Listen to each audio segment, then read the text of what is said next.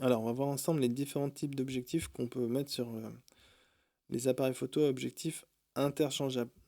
Donc pour moi, si tu veux faire de la photo, il faut privilégier absolument les objectifs à focale fixe parce qu'ils sont supérieurs.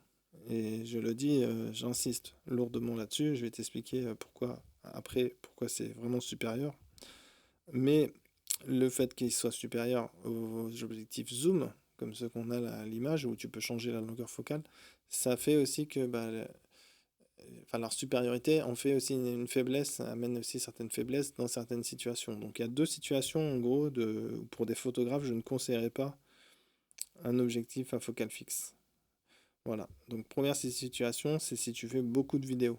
Si en gros ton appareil photo c'est pour faire de la photo, mais surtout de la vidéo. Voilà, c'est pour l'activité vidéo est très importante. Là, c'est pas intéressant évidemment parce qu'avec un objectif à focale fixe, tu peux pas profiter du zoom pour faire des changements de cadre sans changer les perspectives, etc. Donc c'est pas idéal quoi. En plus, la qualité des objectifs à focale fixe est trop, trop généreuse, trop idéale pour un vidéaste, puisqu'un vidéaste ne veut pas qu'il y ait trop de netteté, il aime bien les images un peu douces. Donc c'est pas une bonne idée d'utiliser une focale fixe. Il faut mieux utiliser du coup un objectif qui est moins performant pour la netteté et qui va un objectif zoom quoi tout simplement. Voilà, donc déjà pour les cinéastes, évidemment, vidéastes, les focales fixes, c'est de la merde. Le deuxième cas, c'est pour les gens qui font du reportage. Donc le reportage, c'est le mariage aussi, hein. Donc, pour moi, du reportage, c'est quand tu suis une activité, il y a un événement, et puis toi, tu es là pour faire les photos, quoi. Peu importe si c'est à titre festif ou quoi, hein, on s'en fiche. Donc tout ce qui est reportage, événement, la focale fixe est moins intéressant dans la plupart du temps, en fait, des cas, c'est moins intéressant parce que tu as moins de possibilités de réagir rapidement. Avec une focale variable, tu peux changer tout simplement. Tu peux passer du grand angle pour faire, par exemple, imagine que tu es dans une église ou je sais pas quoi, une salle de fête, les gens dansent, tu veux faire une photo grand angle de la piste de danse où tout le monde danse ou une célébration quelconque, quoi. Et puis, du coup, avec ton grand angle, tu peux faire ça. Tu te mets avec un 24-70, en 24 mm, tu fais ta photo de groupe, et puis après, tu passes en 50-70 mm, tu changes la longueur focale, hein. Et puis là, tu fais des plans serrés sur les gens pour qu'on voit leur visage, ils sont en train de s'amuser, je sais pas, ils sourient, ils s'embrassent, et tout ça, quoi. Donc, évidemment, ça, là, ça devient un super bon outil pour le reportage. Mais si t'es pas dans cette situation-là, de prise de vue, si tu as plus le temps, on va dire, et que tu cherches vraiment à faire de la qualité, des photos parfaites, parfaites, non, des photos plus intéressantes en termes de piqué en tout cas, et ben évidemment tu prends une focale fixe. Donc la focale fixe, c'est ça, enfin il y a plein de points forts sur la focale fixe. Déjà le prix. Non, le prix c'est beaucoup moins cher. Tu regardes les prix ici, tu vois, ça commence à 300-400 balles là, sur les objectifs à focale fixe. On va commencer moins cher. On va avoir des trucs à 100 balles, tu vois. Donc ça peut coûter vraiment pas cher. Et du coup, qu'est-ce qu'il y a d'autre comme avantage? Et il y a moins de lamelles de verre dedans, donc c'est plus compact, c'est plus léger. Donc tu vois, c'est un petit avantage comme c'est pas super important, mais voilà, ça compte un petit peu. Et surtout, il y a plus de piqué et plus d'ouverture. Si tu regardes l'ouverture, tu vois, ici ça ouvre à f1.2 et ça coûte 100 balles. Là, si tu prends le premier prix qui ouvre à f4, donc la différence de luminosité et les possibilités de faire des flous d'arrière-plan assez facilement avec ça, elles sont médiocres. Et la différence de l'humidité fait que cet objectif est aussi médiocre complètement. Tu vois. Pourtant, il fait 50 mm, mais quand il se met à 50 mm, celui-là, en fait, au mieux, tu es à f6.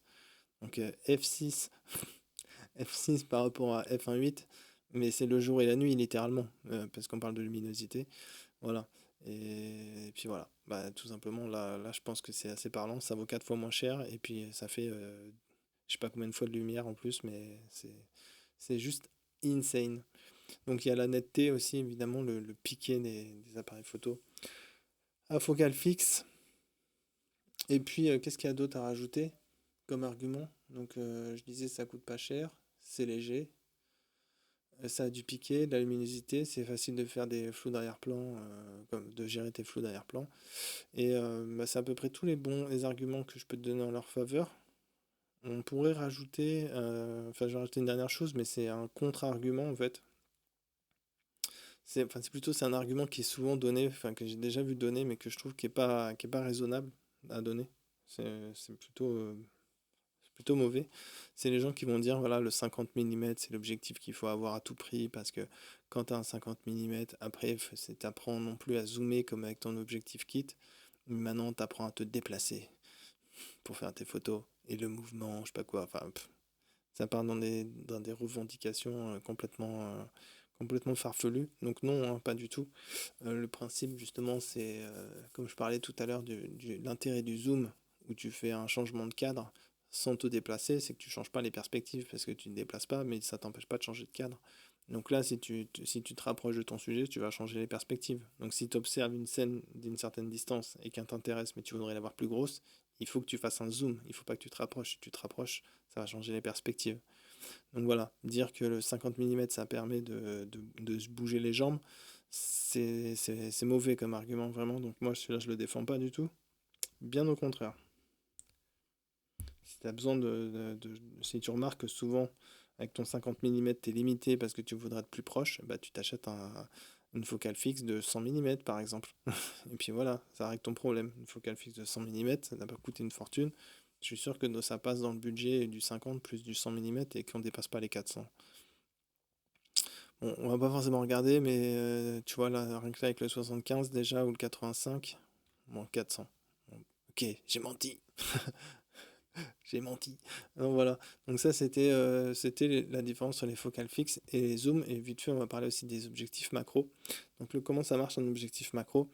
En fait, tu peux approcher les objets très proches de l'objectif quand tu fais ta photo, et ils vont apparaître bien grands sur le capteur, donc à l'image. Donc c'est ça l'intérêt. Après, ils font pas tous exactement la même chose. Là, il faut que tu regardes quand c'est écrit x5, ou alors des fois c'est écrit 5 pour 1, 2 pour 1, etc. Donc ça, c'est le facteur de grossissement. En gros, pour généraliser, plus tu prends un grand angle, c'est-à-dire plus tu prends une longueur focale courte, et plus ça va faire de grossissement. Donc c'est pour ça que là, par exemple, le du x5, eh ben, c'est en 25 mm. Je pense pas que tu vas trouver un x5. Ça peut exister, hein, je ne suis pas spécialiste de la macro, mais je pense pas que tu vas en trouver en 135 mm par exemple, ça m'étonnerait. Voilà. Mais tu trouves pas que, ça c'est important donc de comprendre que tu vas pas trouver que des grands angles. Les grands angles, c'est vraiment pour faire des grossissements énormes. Donc si par exemple tu veux prendre en photo une bague avec un bijou dessus, avec ce type d'objectif là, tu vas juste prendre la bague, enfin juste le bijou de la bague, avec une partie floue, une partie nette. C'est vraiment, il y a très très peu de zones de netteté, et c'est fait pour faire des grossissements énormes. Sur ta photo, comme je te dis, tu fais une bague en photo avec un bijou dessus, bah, tu vas avoir juste de la netteté sur une partie de la pierre, et tu verras pas la bague en intégralité, tu vois. C'est à peu près, c'est une idée de ce que tu peux obtenir avec ça, alors que si tu pars sur le 150 mm macro, là par exemple, avec un objectif de ce type-là, tu vas plutôt pouvoir faire une photo de la bague intégralement nette, mais bien grosse quand même, tu vois. Donc c'est pour faire des très gros plans sur des objets, enfin c'est de la macro, mais tu vois, c'est pas non plus de la méga ultra macro. Ils appellent ça là c'est juste de la macro en fait, et après les 25 mm, ça ils appellent ça de l'ultra macro. C'est ça qu'il faut comprendre. Donc voilà, là maintenant on a fait le tour, hein. Je pense qu'il y a pas à dire plus de choses. Sinon, ouais, pour la macro, tu peux aussi faire des photos normales hein, quand tu as un objectif comme ça. Euh, donc les objectifs macro, moi c'est un truc que je conseille très souvent parce que c'est bien plus intéressant. Ça coûte pas forcément plus cher en plus.